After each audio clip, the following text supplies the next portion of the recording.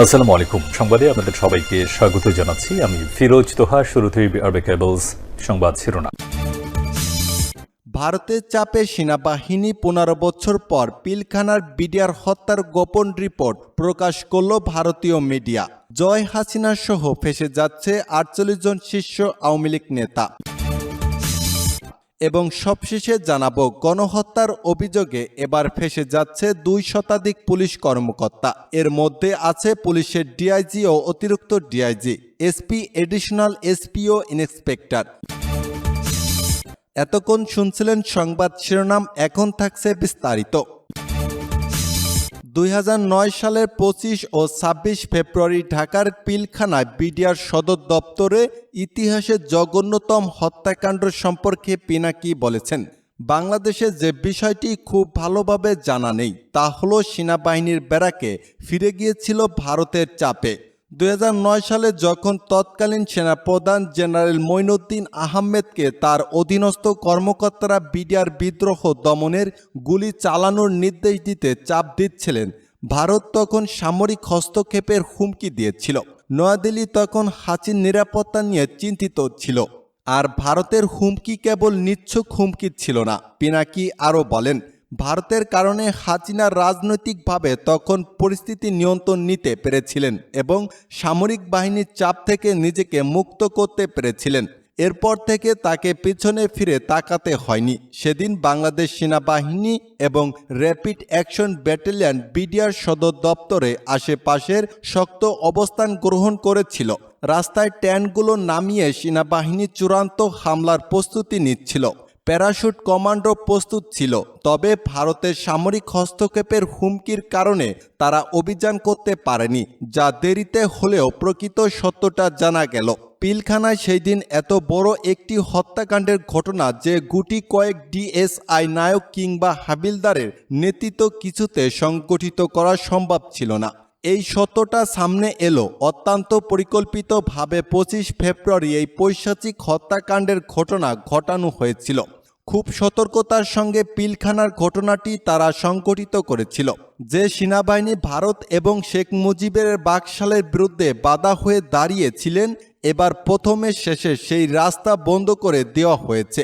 হাসিনাকে ক্ষমতায় বসানোর 1.5 মাসের মাথায় প্রথমে কথিত বিডিআর বিদ্রোহের মাধ্যমে সেনাবাহিনী ধ্বংস করে দেওয়া হয়।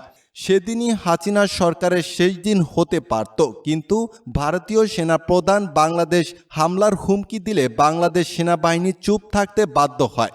বিডিআর হত্যাকাণ্ডের দিন যারা হাসিনার বিরুদ্ধে কথা বলেছিলেন তাদেরকেও ধীরে ধীরে গুম, খুন আর চাকরিচ্যুত করা হয়েছিল। এরপর সেনাবাহিনী উঠে দাঁড়াতে পারেনি। এখন যে সেনাবাহিনী আছে তারা শুধু রাস্তার কন্ট্রাক্টর আর ভোট চোরদের পাহারাদার। বিডিআর হত্যাকাণ্ডের পর বিকৃত সেনাদের সামাল দিতে ঢাকা ক্যান্টনমেন্টে যায় শেখ হাসিনা। একজন ক্ষুদ্র সেনা কর্মকর্তা শেখ হাসিনাকে বলেন, কয়েকজনের জবাববন্দি সিপাহী সেলিম রেজা, বয়স 28 বছর, নম্বর 6907। 2010 সালের নভেম্বর সন্ধ্যা 7:30টায় শুরু হওয়া জিজ্ঞাসাবাদে সে জানায় শেখ সেলিম এবং তাপসের সঙ্গে তাদের নিয়মিত যোগাযোগ ছিল। তখন তাপস বলছিল, সেনা কর্মকর্তাদের মেরে ফেললে কোনো সমস্যা নেই। 44 ব্যাটালিয়নের ডি নাসির উদ্দিনের শেখ সেলিম এবং তাপসের কাছে গিয়েছিলেন। তারা বলেছে, আমরা জিম্মি করি আর যাই করি আমাদের মাফ করে দিবে। সিপাহী রিয়াজুল হক, নম্বর 71318। রিয়াজুল জানায়, কমপক্ষে 10 জন সিপাহীর সঙ্গে হাসানুল হক ইনু নিয়মিত যোগাযোগ ছিল। ইনু তাদের প্রয়োজনে বিদেশে পাঠিয়ে দেওয়ার আশ্বাস দেয়। জিয়াউল জানান, তারা একাধিকবার তাপসের মুখে শুনেছে অপারেশন ভালো করলে সজীব ওয়াদের জয় খুশি হবে। প্রধানমন্ত্রী শেখ হাসিনা পেয়েছিলেন 1 ঘন্টা 4 মিনিট। যথেষ্ট সময় পেয়েও তারা কেন কোনো ব্যবস্থা গ্রহণ করল না?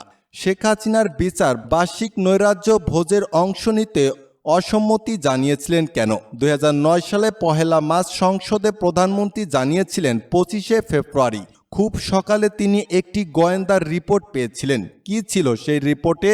জেনারেল শাকিলের সাথে হাসিনার সর্বশেষ কথা কি ছিল? প্রধানমন্ত্রীর সামরিক উপদেষ্টা মেজর জেনারেল তারেক সিদ্দিকীর ভূমিকায় সেদিন কি ছিল সেদিন বিশেষ ব্যবস্থাপনায় বিমান চলাচলের শিডিউল উল্টে ফেলা হয়েছিল কেন সজীব ওয়াজিদ জয় 27 ফেব্রুয়ারি দুবাই গিয়ে পিলখানার ঘটনায় জড়িত কিছু ব্যক্তির সাথে দেখা করেছিলেন কেন জয়ের সেই সময় কার পাসপোর্ট তদন্তকারীদের দেখতে দেওয়া হয়নি কেন পিলখানা ঘটনা তদন্তে গঠিত 3টি কমিটির একটি কমিটিও জয়কে জিজ্ঞাসাবাদ করার অনুমতি পায়নি কেন জয় কেন বিদেশি পত্রিকায় বাংলাদেশ সেনাবাহিনীর শক্তি সমর্থন নিয়ে বিরূপ মন্তব্য করেছিলেন এখন প্রশ্ন হলো একমাত্র হাসিনা নিরাপত্তা নিয়ে চিন্তিত হওয়া ছাড়া ভারতের সামরিক হস্তক্ষেপের হুমকির পেছনে নয়াদিল্লির আর কি স্বার্থ ছিল 2008 সালের নির্বাচনে জয়ী হয়ে ক্ষমতা গ্রহণের সাথে সাথে আওয়ামী লীগের নেতৃত্বাধীন মহাজোট সরকার ক্ষমতা আঁকড়ে ধরে রাখার সুদূর প্রসারী পরিকল্পনা অংশ হিসেবে পুলিশ বাহিনীতে নগ্ন দলীয়করণ শুরু করে ক্ষমতা গ্রহণের পর প্রথম 4 বছরে পুলিশ বাহিনীকে দলীয় অনুগত 32,000 পুলিশকে নিয়োগ দেওয়া হয় এর মাঝে শুধু গোপালগঞ্জ জেলা থেকে নিয়োগ দেওয়া হয় 8,000 পুলিশ সদস্য কেন নিয়মনীতি তোয়াক্কা না করে শুধু দলীয় বিবেচনায় আওয়ামী লীগের অনুগতদের নিয়োগ দেওয়া হয় বিরোধী মতের মানুষের দমন পীড়নের সব পুলিশ সদস্যদের হাতিয়ার হিসেবে ব্যবহার করার অংশ হিসেবেই এই নিয়োগ দেওয়া হয় ফ্যাসিবাদী আওয়ামী লীগ সরকার পুলিশ প্রশাসনের নিয়োগের ক্ষেত্রে মুক্তিযোদ্ধা পুরুষ ও নারী এবং এলাকাভিত্তিক সুনির্দিষ্ট কোঠা থাকলেও তা একেবারে উপেক্ষা করে নগ্ন দলীয় বিবেচনাতে নিয়োগ প্রক্রিয়া শুরু করে ক্ষমতা গ্রহণের পর প্রথম 4 বছরে পরিসংখ্যান অনুযায়ী প্রধানমন্ত্রী শেখ হাসিনার এলাকা গোপালগঞ্জকে কেন্দ্র করে ফরিদপুর মাদারীপুর শরীয়তপুর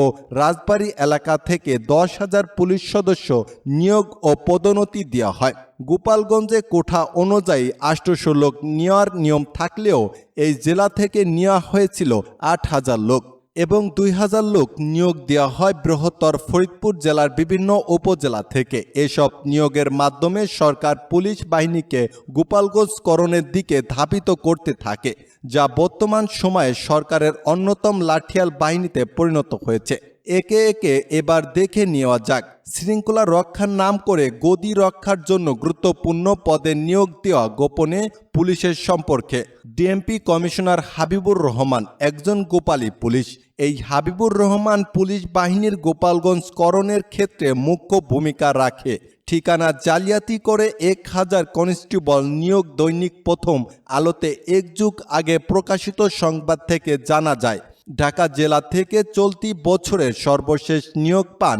258 জন এদের 200 জনের বাড়ি গোপালগঞ্জ ও তার আশেপাশের এলাকায় বর্তমান জেলা পুলিশ সুপার হাবিবুর রহমান তাদের নিয়োগ দিয়েছিলেন হাবিবুর রহমান নিজেও গোপালগঞ্জের বাসিন্দা অর্থাৎ DMP commissioner Habib police super থাকাকালীন সময় থেকে পুলিশ বাহিনীতে গোপালগঞ্জের মানুষদের নিয়োগের ক্ষেত্রে অতি উৎসাহী ভূমিকা পালন করতে থাকেন